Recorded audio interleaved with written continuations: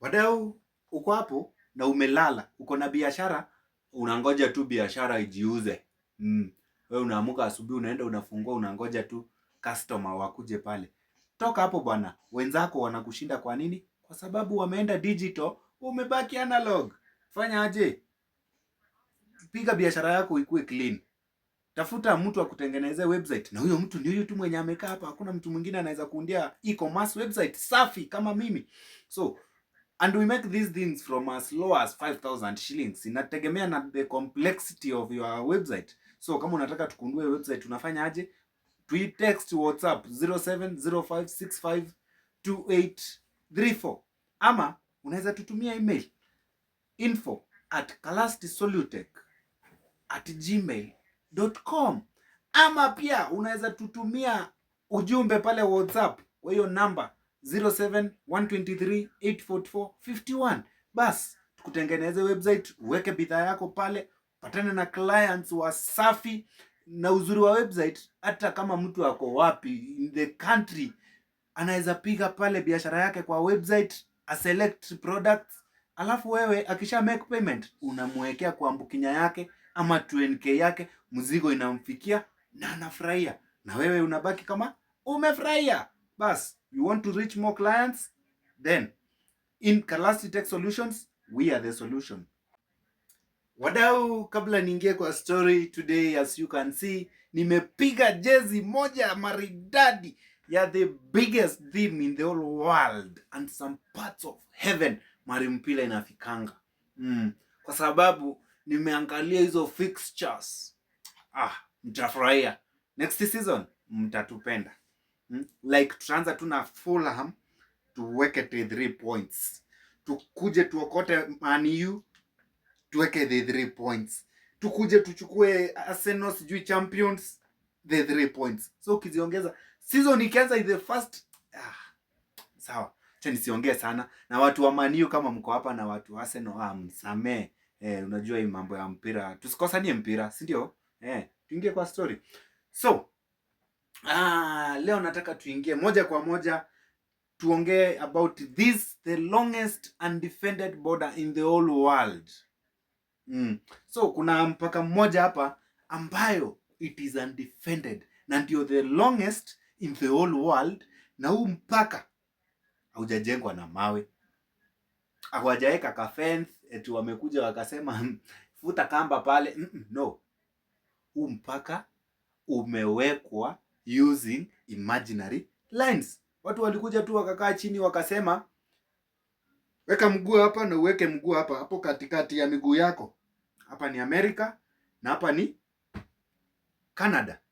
Kwa hivyo mpaka ambao tunauongelelea ni mpaka wa Canada na Amerika, ambao ni the longest kwa about 8,800 kilometers. Unajua 8,800 kilometers, wadau, ni kama kutoka hapa Kenya uende mpaka Cape Town mara kadhaa, unaenda na unarudi mara kadhaa, because 8,800 kilometers kama kutoka Nairobi hadi Mombasa ni around 567.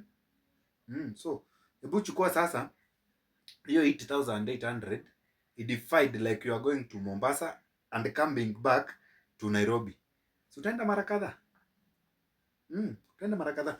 Anyway, so huu mpaka unaweza kuwa tu unatembea na kaumbwa kako kabosco, unatembea na kabosco ama kachiwawa kako, unaenda all of a sudden kachiwawa kameingia Canada na wewe umesimama USA.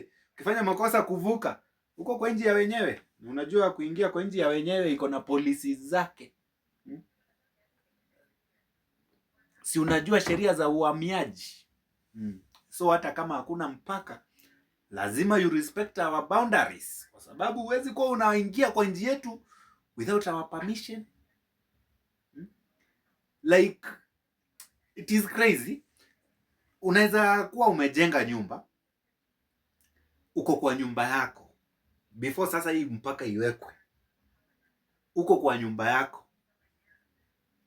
asubuhi unaamka Canada, kwa sababu hii mpaka inaweza kuwa imepita katikati ya nyumba yako. So unaweza kuwa unaamka bedroom Canada, unaingia kitchen America, unachukua chai yako, unakuja unasimama hapa katikati ya mpaka, unabugia.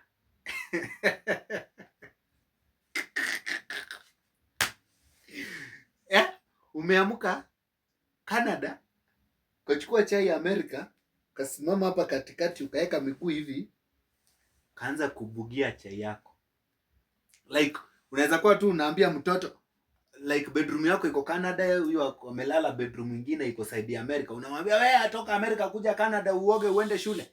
Leave alone hiyo ya kukua bedroom na kuna kitchen on the other country.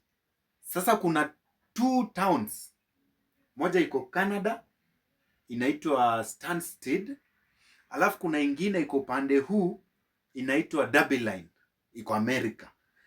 Hapa sasa kuna library inakuanga pale inaitwa, mbona inasahau hiyo library ilikuwa inaitwa aje?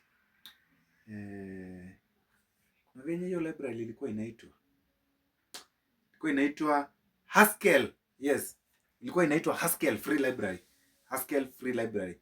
So hii library iko katikati ya border such that some part of the library iko Canada, some parts of the library pia iko America. So unaweza kuwa unaingia kuchukua kitabu America, unaenda Canada kusoma, ukimaliza unarudisha. So katikati ya hiyo library imeseparatiwa na a black line katikati ya library. So hiyo ni boundary. Inaonyesha ukivuka hiyo black line uko Canada, ukienda the other side uko America. Like hiyo library, mlango yenye umeingia nayo ndio unavaa utoke nayo. Ukifanya makosa utoke na mlango yenye hujaingia nayo, utakuwa umeingia kwa njia wenyewe na sheria zinafuatwa. Utatoka tu hapo kama umepata afande Kiptanui wanakungojea hapo, wanakuambia kijana, wewe inatoka wapi? Na mbona inatokea mlango ingine? So it is crazy. So ile mlango yenye umeingililia ndio unafaa utoke nayo. As if that is not enough. Kuna city pale inaitwa Northwest Angle. Northwest Angle hii geographically iko Canada, but kisheria iko America. What does that mean? Like ni kama nyumba yako iko Nairobi, lakini mlango ya kuingia kwa nyumba yako iko Nakuru. So ndio uingie kwa nyumba yako Nairobi, lazima uzunguke uende mpaka Nakuru ndio uende kuingia. So it means utaenda ufike pale uklie na police kwa boundary, wakuruhusu uingie Canada ndio uaccess the North Angle. Like wanafunzi wakitoka shule, tuseme wametoka Dublin kuenda the North Angle shule, lazima wapite kwa boundary. Wakifika kwa boundary ndio waruhusiwe kuingia, waingie wavuke waingie the North Angle. That is how it works. You can imagine. Kwa sababu hii boundary kitu inafanya, by the way, ndio kukue na kuna hiyo security mingi, haiwezi kuwa defended. Sijui ni venye America na Canada they have been in a good relationship, hawajai pigana, hawajai kuwa na furugu yoyote, so they are living like neighbors. Kama we na jirani yako hapo, wewe si ni jirani yangu, kuna haja si nikikuomba chumvi unaniomba kiberiti na maisha inaendelea basi. I think that is the reason. But the time ya COVID mambo ilibadilika kidogo, kwa sababu unajua policies za Canada na policies za America zilikuwa tofauti during hiyo COVID. So ukiwa America uvuke uingie Canada, you have to adhere to the policies zenye Canada wameweka. Na Mkanada ama Mkanadisa akiingia America through that imaginary line, lazima fuate hizo order zenye zimepeanwa na the American side. So it is crazy man. Nimepatana na hiyo story nikaona ni wachapie hata kama ilikuwa short, but at least you know there is longest undefended boundary in the world. Yeah, that is it. Na kama tafadhali uja subscribe, wacha nitumie jina tafadhali. Kama uja subscribe unanikosea, kwa sababu sasa unataka nikae aje nijipigiange story hapa? Piga hiyo subscription button, kwa sababu ni kusaidiana kaa tumesonga mbele. Na kukosa kusubscribe na umefurahia story yangu ni kurisk maisha yako, kwa sababu hutainiona tena. This might be the last time you are seeing me, because you will not be notified when I post again.